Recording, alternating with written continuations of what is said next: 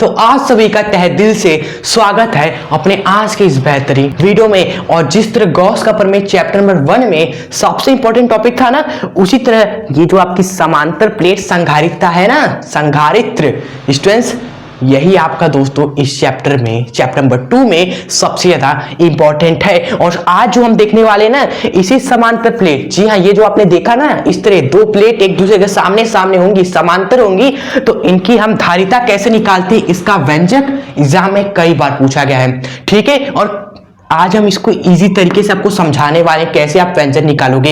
ये आप देख रहे हो ना, टेंशन नहीं लेना है, ये तो याद ही नहीं करना है आपको, फिगर के माध्यम से ही सब आपको समझा देने वाले एकदम आसान तरीके से। चाहे आप कितने ही कमजोर हो, शुरुआत में आपको बता देंगे यार ये धारिता आखिर होती क्या है, ये संघात्री क्या होता है। अगर एग्जाम में 1 नंबर में ये भी पूछ देना तब भी आप लिख कर आओगे। और इस पूरे टॉपिक का आपको हम नोट्स भी दे देंगे स्टूडेंट्स, हमारे द्वारा बनाया गया डिस्क्रिप्शन बॉक्स में। ओके, तो इस वीडियो में पूरा कंप्लीट पोस्टमार्टम होगा किसका, समांतर प्लेट संधारित्र की धारिता का व्यंजक क्लास 12 के लिए बहुत ही इंपॉर्टेंट है। ठीक है, तो चलिए अपने आज का ये बेहतर वीडियो आप स्टार्ट कर देते हैं। सबसे पहले हम देखते हैं कि यह धारिता आखिर होती क्या है, फिर समांतर प्लेट संधारित्र तो हमने आपको बता दिया कि एक ऐसा दोस्तों सिस्टम होता है जिसमें हम समांतर प्लेट को उठाएंगे दो और इन दोनों को समांतर रख देते हैं किसी दूरी पर टी पर। ठीक है, तो आखिर ये धारिता क्या है ये समझना हमारे लिए जरूरी है। 1 मिनट में आप समझ जाओगे धारिता क्या है और ये संधारित्र क्या है। ओके, चलिए, धारिता का मतलब होता है आवेश संचय से। क्या होता है, आवेश संचय से। जैसे आपके पास एक बड़ा सा गोला है मेटल का, धातु किसी, और उस पे आप क्या कर रहे हो दोस्तों, आवेश को लाकर जमा कर रहे हो, आवेश को उठा उठाकर इसके सतह पर आवेश ला रहे हो। क्लियर, तो इस आवेश को आपने जितना लाया, ओके, आवेश आपने इस पर लाया लाया लाया लाया, ये पूरा आवेश आपने इसमें फैला दिया, तो आपने कितना आवेश लाया और आपके आवेश लाने से कितना विभवांतर आया ना, इसी को ही हम बोलते हैं धारिता। ओके, समझिए एक बार, पहले क्या था स्टूडेंट्स, ये गोला क्या था, केवल गोला था मेटल का, धातु का एक खोखला गोला था आपका, इस पे कोई आवेश नहीं है, मतलब कि विभवांतर भी क्या है अभी भाई साहब 0 है, ना आवेश है ना वैद्युत क्षेत्र, कुछ भी नहीं है। लेकिन आप क्या कर रहे हो, थोड़ा थोड़ा आवेश लाकर इस पर जमा कर रहे हो, संचित कर रहे हो इस पर, इस तरह मान लो हमने धनात्मक आवेश इस गोले पर लाकर इस तरह संचित कर दिया, तो आप बताओ इस पर एक विभव भी आ जाएगा, क्योंकि देख रहे हो आवेश जहां आ जाएगा वहां पर विभव आना ही आना है। तो जितना भी विभव में चेंज हुआ वो, और जितना आपने आवेश दिया उसके अनुपात को ही हम क्या बोलते हैं, धारिता बोलते हैं। अब ये सिर्फ गोले के लिए नहीं हो सकता है। आप एक दोस्तों समांतर प्लेट ले लो, इस तरीके से धातु का एक समांतर प्लेट ले लो और इस पे थोड़ा थोड़ा आवेश लाकर संचित करो। ओके, शुरुआत में विभवांतर 0 है, बाद में जितना विभवांतर आएगा और जितना आपने आवेश संचित किया वही अनुपात क्या हो जाएगा, धारिता होता है। ओके, तो आपने धारिता समझ लिया। अगर एग्जाम में पूछेगी धारिता किसे कहते हैं, तब क्या करोगे, लिखोगे कि धारिता का मतलब आवेश को संचय करने से है, आवेश को जमा करने से है, और यह हमारा किसी धातु को या किसी पदार्थ को दिए गए आवेश तथा विभव में होने वाला अंतर के अनुपात को ही हम बोलते हैं धारिता। ओके, एक बार फिर से सुनिए, धारिता का मतलब आवेश संचय से है, किसी पदार्थ या धातु को दिए गए आवेश एवं विभवांतर में जो परिवर्तन हुआ उसके अनुपात को हम धारिता बोलते हैं। ओके, वैसे ये सभी बातें हम नोट्स पे आपको ऐड कर देंगे, धारिता क्या है, संघात्री क्या है, नोट्स में इजीली इसको आपको मिल जाएगा, जो अभी हम बोल रहे हैं वो लिखा मिलेगा। समझ लिया, पहले आपने ना कॉन्सेप्ट क्लियर होना चाहिए, रट्टे तो सभी है क्लियर। तो चलिए आप देखते हैं आखिर ये संघात्री क्या होता है, संधारित्र। धारिता आपने समझ ली, संधारित्र क्या है आपका, जिस पर आवेश का आप संचय कर रहे हो ना, उसी को संधारित्र बोलते हैं। यानी कि इस गोले पर आपने आवेश को संचित किया ना, तो ये गोला क्या है, एक संधारित्र है। अगर आप इस समांतर प्लेटों पे आवेश को संचित करोगे ना, तो ये समांतर प्लेटें क्या है दोस्तों, एक संधारित्र है। और इसी की धारिता दोस्तों हम निकालने वाले हैं किस फॉर्मूले से, इस Q अपॉन में, और जितना विभव में परिवर्तन होगा उस फॉर्मूले से आपका धारिता का व्यंजक निकल कर आएगा। किसका, जिस पर आवेश को संचित करेंगे इस प्लेट समांतर प्लेटों पर, तो इस समांतर प्लेट को हम क्या बोलेंगे, जिस पर आवेश को हम लाकर संचित करेंगे वो क्या होगा, समांतर प्लेट संधारित्र होगा। गोले पर संचित कर रहे हो तो ये भाई गोलाकार संधारित्र होगा। ओके, तो संधारित्र क्या है आपका, जिस पर आवेश को संचित करते हैं दोस्तों, जो आवेश को जमा करता है वही आपका संधारित्र कहलाता है। समझ में आया ना आपको? चलिए, वैसे नोट्स में आपको टेंशन नहीं लेना है, सब आपको मिलेगा वहां पर। पहले आप यहां पर कॉन्सेप्ट क्लियर करिए, और जो मेन डेरिवेशन हमें करना है, एग्जाम में कई बार पूछा गया है, समांतर प्लेट संधारित्र की धारिता निकालना सीखेंगे। इसी फॉर्मूले से आएगा आपका, यही सी का जो फॉर्मूला हमने देखा ना धारिता का, यही फॉर्मूले से आएगा। और जरा धारिता का एक हमारा मात्रक होता है, सी का मात्रक क्या होता है ये देखिए, इसका मात्रक होता है फराडे। क्या होता है? फराडे। ये भी ध्यान रखना है आपको, इसको एफ से दिखाते हैं। क्लियर? फराडे आपको याद रखना है, इसका एक और मात्रक होता है फराडे। ओके, चलिए अब हम देखते हैं कैसे हम धारिता निकालेंगे इन समांतर प्लेटों का। टेंशन मत लीजिए, कोई भी टॉपिक हम लेते हैं ना, आपको हर एक चीज से रूबरू जरूर कराते ताकि एग्जाम में आपसे कुछ भी ना फंसे। इसलिए हर एक वीडियो हमारे चैनल पर जितने भी टॉपिक बने हैं सब इंपॉर्टेंट है और उनको आप फायदा जरूर उठाइएगा। तो देखते हैं, समांतर प्लेट तो हमने एक बना दिया है, इस तरीके से आपको भी बना देना है। इसमें एक प्लेट पर हम क्या करते हैं, आवेश को इस तरीके से आवेश को जिस तरह गोले पर संचित किया, इस समांतर प्लेट पर भी हम आवेश को लाकर संचित करते हैं। तो क्यू आवेश को देंगे तो क्या होगा दोस्तों, थोड़ा थोड़ा आवेश क्या हो जाएगा, इसके सतह पर इस तरीके से, इस पर सतह पर इस तरीके से आवेश आएगा, प्लस वाला आएगा ना यहाँ पर। तो यहाँ पर आप क्या लिखोगे, इस तरीके से धनात्मक चार्ज अंदर में आएगा दोस्तों, क्योंकि ये अंदर से कनेक्ट है ये, ठीक है। तो अंदर में ही हमें आवेश उत्पन्न करना है, संचित करना है। तो ये हमने धनात्मक आवेश संचित कर दिया। क्लियर? अब इस संचित करने से कुछ और भी घटना होगी जो कि आपको ध्यान रखनी है, क्योंकि यहाँ पर एक दूसरा प्लेट भी दोस्तों यहाँ पर इसके सामने ही है, इसके सामने ही है। तो एक प्रेरण की घटना घटेगी। किसकी घटना घटेगी? प्रेरण। तो प्रेरण की घटना से क्या होगा, ये अगर धनात्मक हुआ है ना, तो ये इसको इधर वाले प्लेट को ऋणात्मक कर देगा। ये धनात्मक है प्रेरण के कारण। किसके कारण? प्रेरण घटना के कारण। अगर ये प्लेट आपका धनात्मक आपने संचित कर दिया ना यहाँ पर, तो इसके सामने वाला जो प्लेट है, ये वाला प्लेट धनात्मक को देखकर ऋणात्मक हो जाएगा प्रेरण के कारण। तो यहां पर आप लिखोगे, आपने प्लस आवेश जैसे ही संचित किया या प्लस आवेश जैसे ही दिया, तो दूसरे प्लेट पर ऋणात्मक आवेश आ गया भाई, आ गया। क्लियर? तो अंदर की ओर ऋणात्मक आया, बाहर की ओर तब क्या होगा, बाहर की ओर धनात्मक हो जाएगा। तभी ना भाई, पहले आवेश क्या था, इस पर दूसरे प्लेट पर आवेश 0 था। अगर आप ऋणात्मक लिख रहे हो तो बाहर आपको धनात्मक लिखना पड़ेगा, ताकि वापस से ही आपका पहले जैसे 0 ही रहे। ओके, तो अंदर ऋणात्मक है, बाहर धनात्मक हो गया। किसके कारण? प्रेरण के कारण। कब? जब इस वाले प्लेट को, ए प्लेट को हमने धनात्मक आवेश दिया। ओके, चलिए अब क्या होता है, ये वाला जो प्लेट है ना, ये हम दोस्तों पृथ्वी से जोड़ देते हैं, इसको हम पृथ्वी से जोड़ देते हैं। और पृथ्वी का जो विभव होता है वह 0 होता है भाई। तो यहाँ पर जहां पर कम विभव होता है वहां पर आवेश खींचा चला आता है, मतलब कि ये जो धनात्मक आवेश है ना, ये खींचा चला आएगा पृथ्वी की ओर, और यहां से आवेश गुल हो जाएगा। जी हाँ, यहाँ पर जितने पॉजिटिव आवेश है सब पृथ्वी में आकर चले जाएंगे। केवल आपका क्या रह जाएगा, प्लस वाला आवेश अंदर, माइनस वाला आवेश अंदर दूसरे एवं पहले प्लेट पर। ओके, तो यही सारी घटना जो आपको बताई ना, वो यहां पर लिखी हुई है बच्चों। क्या लिखा है कि एक समांतर प्लेट संधारित है जिसमें 2 समान आकार के प्लेटें हैं, ए एवं बी। ओके, ए प्लेट पर हम क्या करते हैं, प्लस क्यू आवेश, देखो यहां पर प्लस क्यू आवेश हमने ए वाले प्लेट पर इस तरीके से दिया।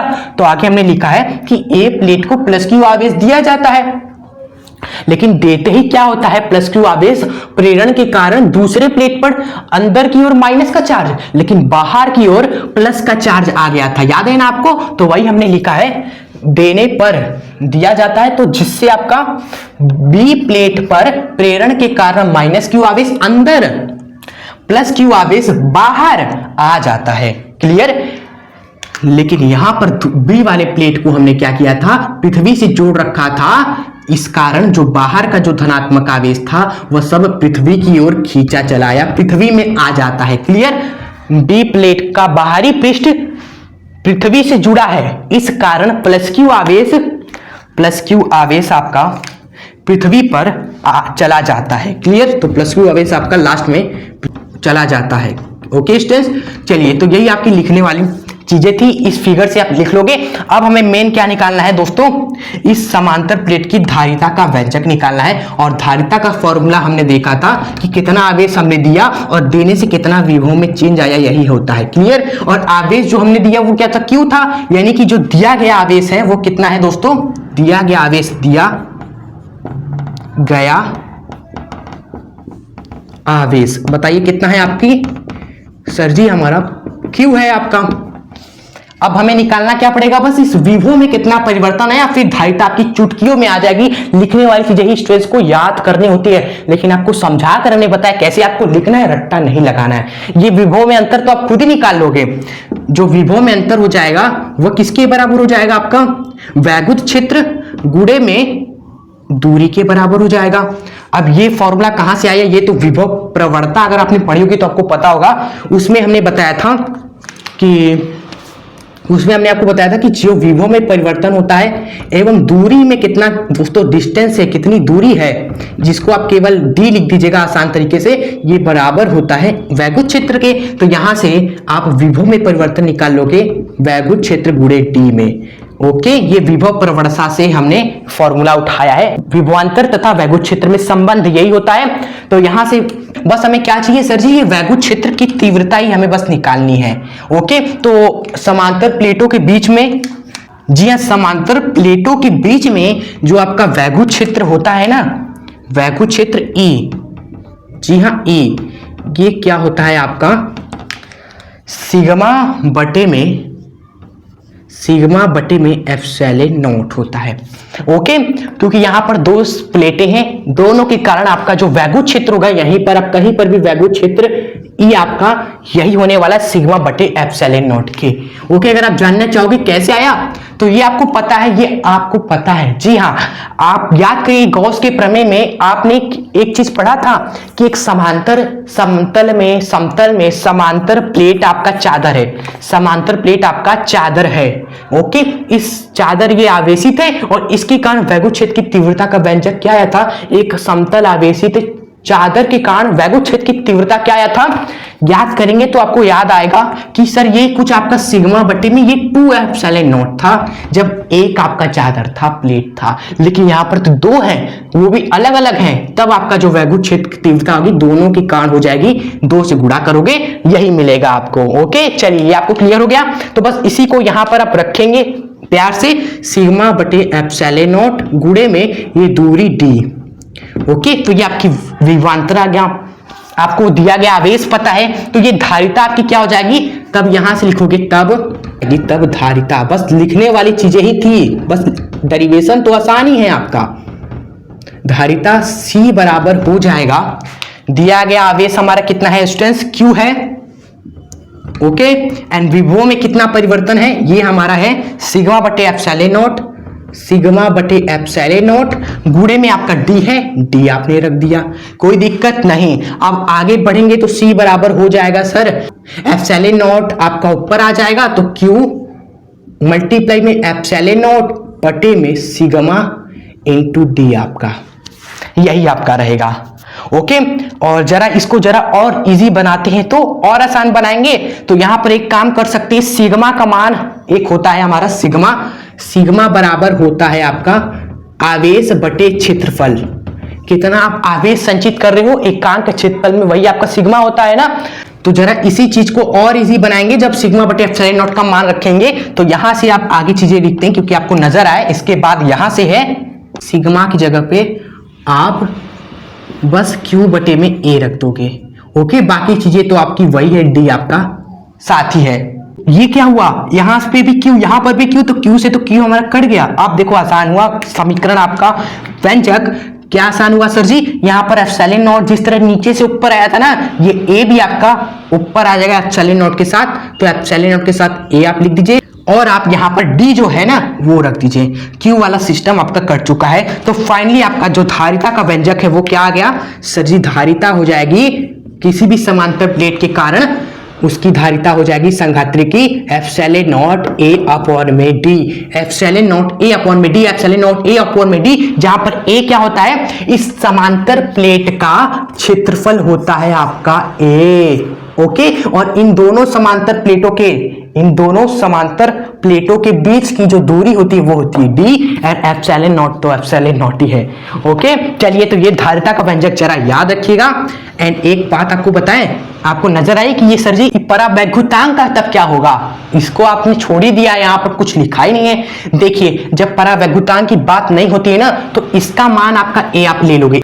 आपका परावैद्युतांक होता है निर्वात की। जब परावैद्युतांक के बारे में बात नहीं होगा एग्जाम में, केवल पूछा जाएगा कि समांतर प्लेट संधारित्र की धारिता का व्यंजक बस निकालिए, परावैद्युतांक कुछ नहीं बोला तो आप 1 लोगे। लेकिन एग्जाम में अगर आपको दे दे कि आप धारिता निकालिए ऐसे माध्यम में जिसका परावैद्युतांक k हो, तब क्या होगा, तब ये पूछा गया है, मजाक नहीं करे, पूछा गया परावैद्युतांक दिया है माध्यम का k और तब पूछा है कि समांतर प्लेट संधारित्र की धारिता निकालिए।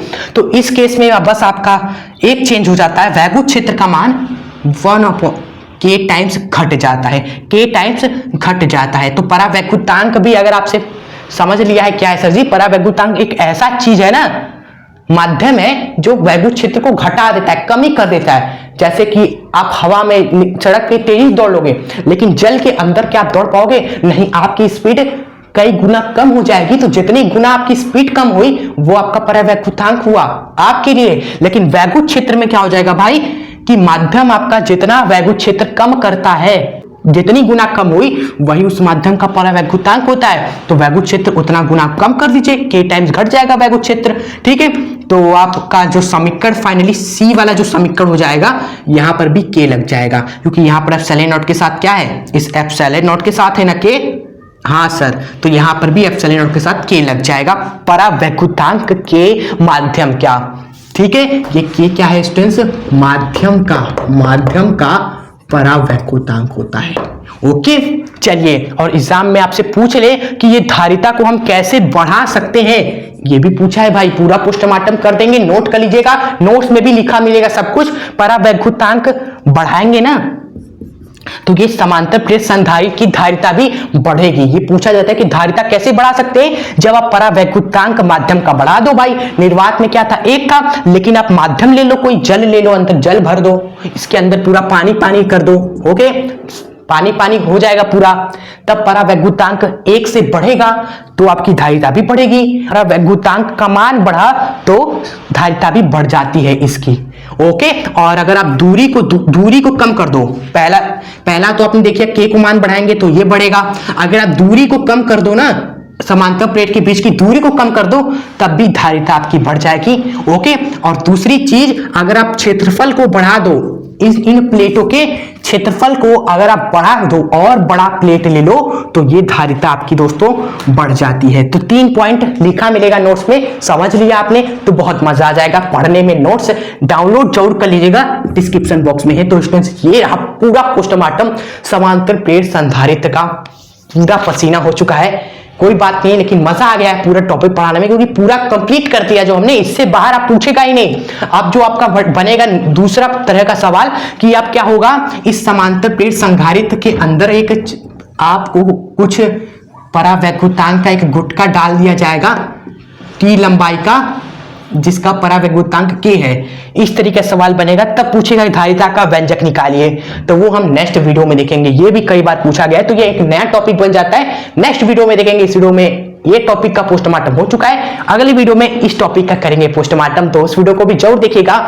हम इसलिए चैनल को सब्सक्राइब करके हमसे जुड़ जाए। अगर आपने इस वीडियो को शेयर लाइक वगैरह नहीं किया तो लाइक शेयर जरूर करिएगा। तो आपसे मिलेंगे आपसे नेक्स्ट वीडियो के साथ, तब तक के लिए हंसते रहें, खुश रहें एंड आगे बढ़ते रहें। जय हिंद, वंदे मातरम।